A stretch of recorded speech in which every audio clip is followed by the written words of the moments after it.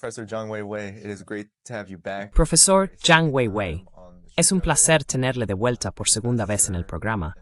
Usted es profesor en la Universidad de Fudan, autor de numerosos libros y una voz muy influyente para ayudar a los occidentales, estadounidenses y angloparlantes a comprender China. Así que no quiero hacerle perder el tiempo, porque tenemos mucho de lo que hablar. Quisiera empezar por el ámbito militar. Acabamos de mantener una conversación aquí en el Instituto de Estudios Americanos de Shanghái sobre las relaciones entre China y Estados Unidos.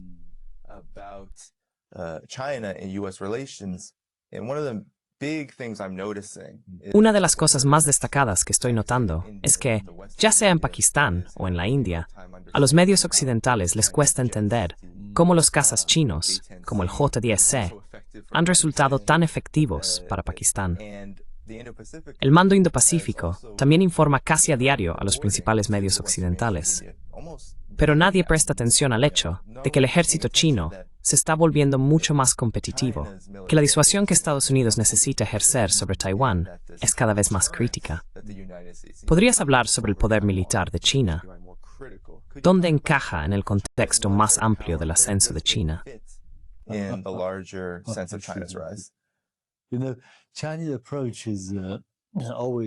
Sabes, el enfoque chino siempre es muy modesto. De hecho, los cazas J-10 que utiliza la Fuerza Aérea de Pakistán ya no son los más avanzados. Quizá estén una década por detrás de los cazas que utiliza actualmente el ejército chino. Y eso es para exportación. Es una versión rediseñada, pero sigue siendo eficaz. Lo realmente sorprendente es el enfoque chino hacia la guerra moderna. Esto puede ser transformador. Se llama el enfoque sistémico e integrado.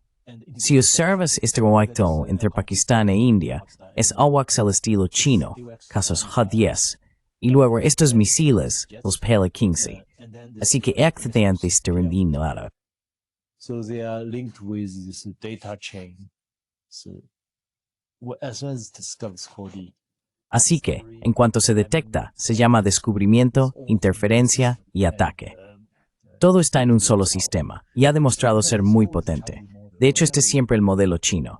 Sea lo que sea que discutamos en el modelo chino, desarrollo, reforma económica, siempre enfatizamos un enfoque sistémico e integrado. Si comparas la guerra comercial de China con Estados Unidos, el cálculo de aranceles de Donald Trump, lo que sea, desde el punto de vista chino, es muy ingenuo. Pensamos en términos de superávit, déficit e ingresos de empresas en otros, etc. Este es un enfoque muy complejo y sistémico.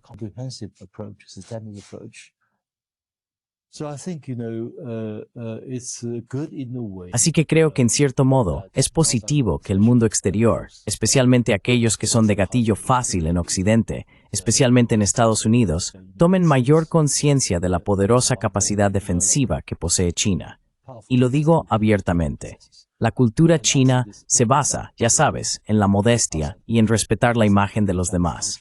En otras palabras, no humillamos a otros en público. Incluso en lo que respecta a esta supuesta victoria de Pakistán gracias al armamento chino, los medios oficiales chinos no hablan de ello. Todo esto ocurre únicamente en las redes sociales chinas. Es diferente. La política oficial sigue siendo mantener un perfil bajo, no hablar demasiado de esto. Al mismo tiempo, es necesario darse cuenta, como he dicho, de que seguimos considerando a Estados Unidos como una superpotencia.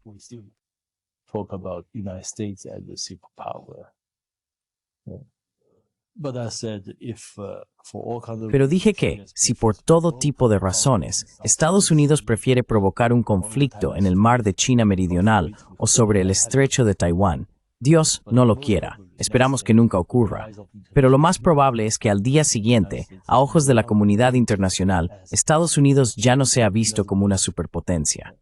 En otras palabras, el ejército estadounidense sufrirá el mismo tipo de fracasos. En este sentido, el secretario de Defensa de Estados Unidos es, en cierto modo, honesto. Dijo que según su conocimiento, un 10 Alpha K estadounidense podría ser hundido por el sistema de misiles supersónicos chino en 20 minutos. Yo dije que quizá en 1 a 3 horas, pero él dijo en 20 minutos. Quizá él tenía mejor información que yo.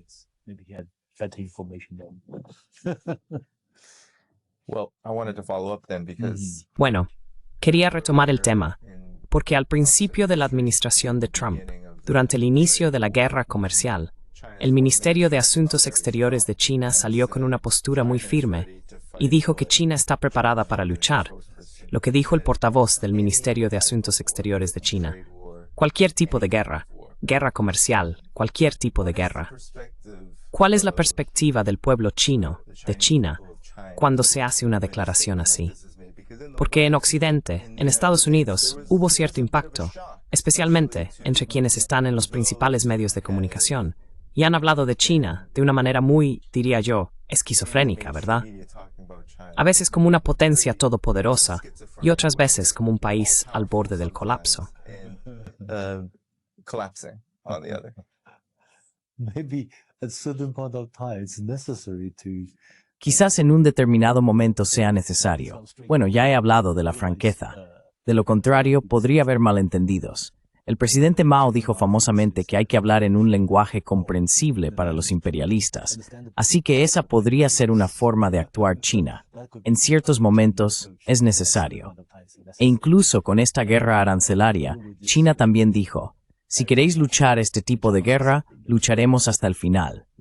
Pero también decimos que nuestra puerta está abierta a las negociaciones. Así que ahora China y Estados Unidos han firmado un acuerdo en Ginebra.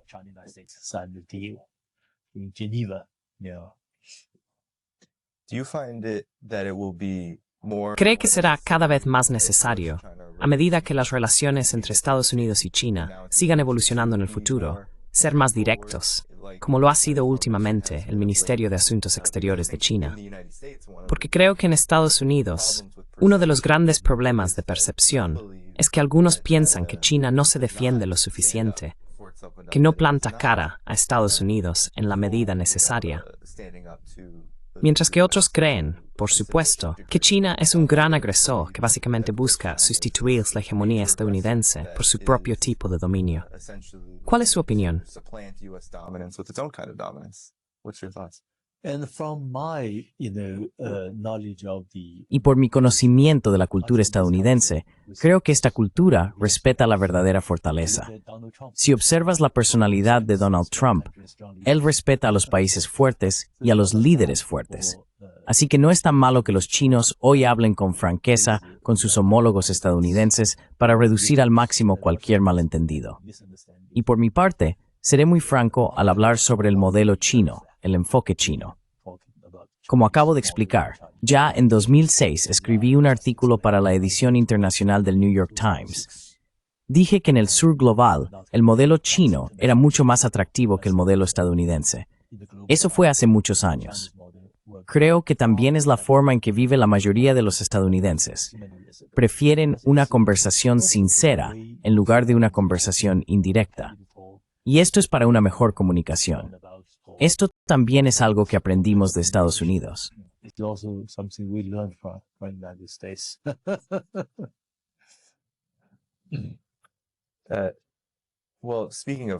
Bueno, hablando de franqueza, Donald Trump, presidente de los Estados Unidos ahora en su segundo mandato, habla de que Estados Unidos está atravesando un periodo de auge, una edad dorada, y que China, y en esencia la mayoría de los demás países del mundo, pero especialmente China, está en la dirección opuesta durante la crisis arancelaria, a la que él llama una locura. Ha afirmado con bastante claridad que es la economía china la que se está derrumbando a causa de los aranceles. ¿Puede hablar sobre la realidad de esto desde la perspectiva china? Sé que ha escrito mucho, no solo sobre el auge de China, sino también sobre cómo se compara con el rumbo que está tomando Estados Unidos.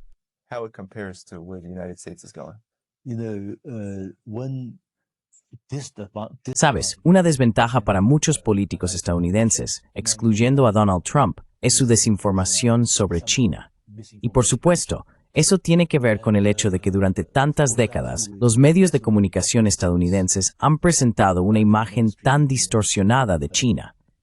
Para nosotros, los académicos de relaciones internacionales y relaciones entre grandes potencias, a veces, como he dicho, intentamos explicar la verdadera China una vez, 2 veces, 3 veces, y luego nos hartamos. Vivimos en la oscuridad. No nos importa. Si miras la cobertura mediática estadounidense sobre China hoy en día, siempre se trata de la burbuja inmobiliaria, el desempleo juvenil y la deuda gubernamental. Todos estos problemas se están resolviendo. All the problem being solved. It's so outlandish. So I think it's Es tan extravagante. Por eso creo que hay que estar en el lugar, venir a China y hacer investigaciones de campo como hacemos nosotros aquí. Acabamos de regresar de Yiwu, el mayor mercado de pequeñas mercancías de China, aunque en realidad también se trata de grandes mercancías. Hablé con los propietarios de muchas tiendas y también con el gerente de esta ciudad, de este complejo. Me dijo que en Yiwu, en estos enormes bloques del mercado, como mucho el 5% de las empresas se ven afectadas por estos aranceles comerciales. Para el 95% en Einstein. 95%. No impact whatsoever. Even of this 5%. Because this trade Incluso de este 5%, debido a que esta guerra comercial y los aranceles comenzaron hace 7 años, ya se han diversificado. Así que, aunque sufren un poco por parte de Estados Unidos, también se han expandido en el sudeste asiático y Rusia. Por lo tanto, el ambiente general es muy positivo. Esto es muy diferente a hace 7 años, cuando la guerra comercial acababa de empezar. Hoy, tanto la base como la alta dirección, como yo lo llamo, están muy unidas. Tienen una idea muy clara. Estados Unidos está claramente en declive.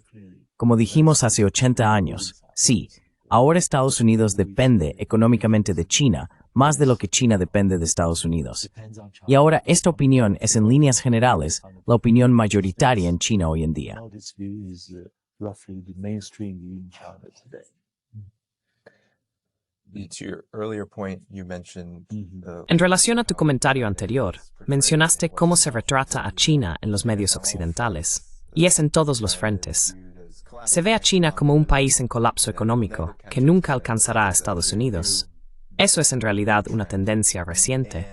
Y en el ámbito militar, que Estados Unidos necesita disuadir una guerra con China, pero que el ejército chino es mucho más débil que el estadounidense. Y así sucesivamente. La percepción de China en el mundo a menudo se presenta como en declive. Pero tú has escrito sobre estos pilares del poder global, que son tan importantes para juzgar dónde se sitúa un sistema social en particular, o, como tú lo llamas, China, un estado civilizacional. ¿Podrías hablar sobre estos pilares y cuál es tu valoración de la dirección que están tomando Estados Unidos y China? the direction that the United States and China are going. In fact, I remember, De hecho, recuerdo al señor Borrell, que fue el alto representante de política exterior de la URM hasta el año pasado. Dijo algo hace aproximadamente 1 año y medio que estuvo muy bien expresado. Dijo que hoy en día todo el mundo en el sur global sabe que en términos económicos, tecnológicos, militares e ideológicos, cualquiera que sea la ventaja de Occidente, el sur global ahora tiene alternativas para reemplazar a Occidente en estos 4 ámbitos, estos 4 dominios. Así que yo mismo considero estas 4 áreas, económica, tecnológica, militar e ideológica, como los 4 pilares que sostienen China en la economía estadounidense. or the US hegemony over the world. When we see this unipolarity is shifting, Cuando vemos que esta unipolaridad está cambiando rápidamente hacia la multipolaridad, que ya es una realidad, también significa que estos 4 pilares de la preeminencia occidental han sido sacudidos. En otras palabras, si solo observamos esta barrera arancelaria, se refleja en estas 4 áreas. as many American Económicamente, Estados Unidos depende más de China, como se dan cuenta muchas cadenas de supermercados estadounidenses. Sin importaciones continuas de China, las estanterías pronto quedarían vacías. Y tecnológicamente, si miramos a Huawei y Deepin, están a la vanguardia de la nueva revolución tecnológica internacional. Estuvimos en Huawei hace solo 2 días, y están pensando muy por delante y tienen una visión muy de futuro. Yo no pensaba en Estados Unidos como ejemplo, sino en Alemania como ejemplo. of not United States example, German example. Germans produce this so Los alemanes crearon esto que llaman Industria 4.0 alemana, quiero decir, hace 10 años. Y China se inspiró en ese plan alemán, así que iniciaron la estrategia Hecho en China 2025, no como una copia, sino tomándolo como inspiración. y la industria 4.0 alemana fracasó por completo. Una de las principales razones es que bajo la presión de Estados Unidos no se les permitió utilizar los productos 5G de Huawei. Así que sin 5G no se puede tener una economía inteligente. Militarmente también, como acabo de citar, existe la valoración de que cada bando puede hundir todos los portaaviones estadounidenses. Ideológicamente, cuando China propuso esta idea de discutir juntos, construir juntos, beneficiarse juntos, es la iniciativa BRI, es una ideología. It's BRI initiative. It's an ideology. It's about equality, mutual benefit. Se trata de igualdad y beneficio mutuo, centrándose en el bienestar de las personas. Esa es una de las razones por las que la iniciativa de la Franja y la Ruta ha sido tan bien recibida en el extranjero. A finales del año pasado, o el anterior, ya había unos 150 países y más de 5.000 proyectos, con más de $1 billón invertidos. Así que está cambiando. En otras palabras, hoy ya es diferente. Es multipolaridad. Pero lo que necesitamos hoy no es solo multipolaridad o un mundo multipolar, sino también múltiples órdenes. Esto es algo que aún se está gestando y en lo que deberíamos trabajar juntos. Ojalá Estados Unidos se una, pero no es fácil.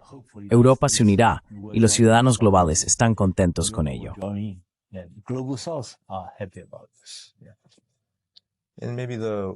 Y quizá en el minuto o dos que me queda, ¿cree usted que Estados Unidos y China están más cerca de la guerra ahora o más lejos con la llegada de la transición de Biden a Trump? From my observation, actually, US military. Por lo que he observado, en realidad, el ejército de Estados Unidos es mucho más cauteloso que el de China. Son los políticos estadounidenses, los congresistas, quienes son muy arrogantes. Así que al final, creo que en Estados Unidos hay un dicho: si competimos y nos unimos a ellos, espero que vengan por Estados Unidos. Gracias.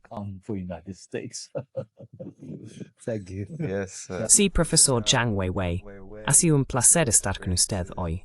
Anam Pensternos. joining. Gracias, Dani. Gracias.